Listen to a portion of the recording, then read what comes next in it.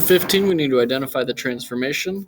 Don't worry about using the coordinates to describe here. There's three different kinds of transformations that we learned where the shape didn't change its size. Those three are a translation, a reflection, and a rotation. This one looks like we're taking our shape and we're just going to slide it to the left and then slide it down. Or you just maybe think that's diagonal. That works as well. And we go in diagonal all the way to here. So this is a translation. And now I'd like you to still calculate how far to the left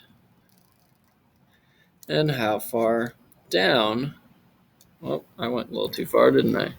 How far to the left from here to here, and how far down does our shape go? Make sure you go all the way from point D to D prime, not from D to B prime. Okay, that's a mistake a lot of people made when we learned this originally. If you're going to start at D, you got to go all the way to the end to D prime. If you're going to start at B, then you could end at B prime, but you got to start way up here. So blank units left, blank units down. Number 16. Whoa, I missed. All right, number 16 over here, we've got, are these figures congruent, similar, or neither? Well, congruent means they're exact same size, so that's not the case. To me, it kind of looks like, let's see, this side here to here, this side on the left and this side on the right are 1 unit long, and from here to here and here to here, those are 2. So 1, 1, 2, 2, so that's good so far. Same on the top, 2, 2, 1 and 1, because it starts in the middle. In the middle, that's a whole 1. So actually, this looks like it's going to be similar. These are similar shapes. One of them is larger. So we don't need to describe a transformation sequence. Instead, these are similar.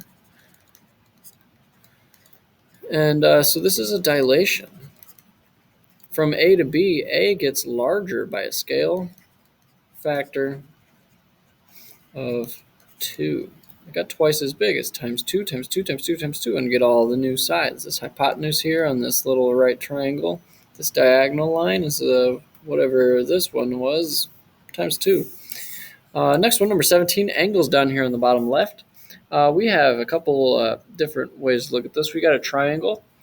We've got parallel lines. We're going to have corresponding angles. We're going to have all kinds of things in this one. So angle A and angle 65 are corresponding, meaning they're in the same position on parallel lines if this pink line here is our transversal.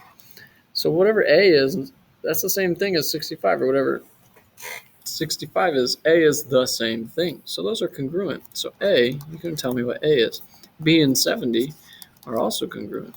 Now C is going to be found. We know that all interior angles of a triangle add up to 180. Let's figure out what's missing to make A plus B plus C equal 180 degrees. Number 18, kind of a long, tricky, crazy question here. So for this one, we have the circumference of a cylinder, and we need to find the volume of a cylinder. Well, we practiced volume for a while. We learned that the volume is pi r squared h. If you forgot that, well, it's the area of a circle times the height from circle to circle. So we're going to need to know what the volume is. We also don't have a radius, but they did give us a circumference. Circumference is pi times diameter. So why don't we use what they gave us to figure out what diameter is, use that diameter to figure out what radius is. Let's just do a little bit of work here. So we have 12.56 as our circumference is equal to pi times the diameter.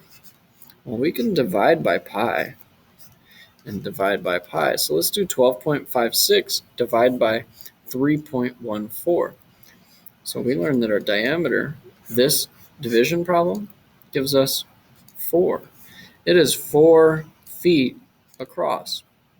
So our radius is going to be half of that. So the radius is going to equal 2. Now we have our information. Volume equals pi times 2 squared times 2 again times the height of the whole thing is 6. Give me your answer in feet cubed. Volume is to the third power. Last one, number 19, we have 1.0 0.06 times 10 to the negative 10th, which means this is a super tiny thing. It's a hydrogen atom. It's just about as small as things get, okay? So we're going to have to multiply this by 10 to the negative 10, which means we're going to divide by 10 to the 10th power. So a 1 with 1, 2, 3, 4, 5, 6, 7, 8, 9, 10. 1.06 divided by that number.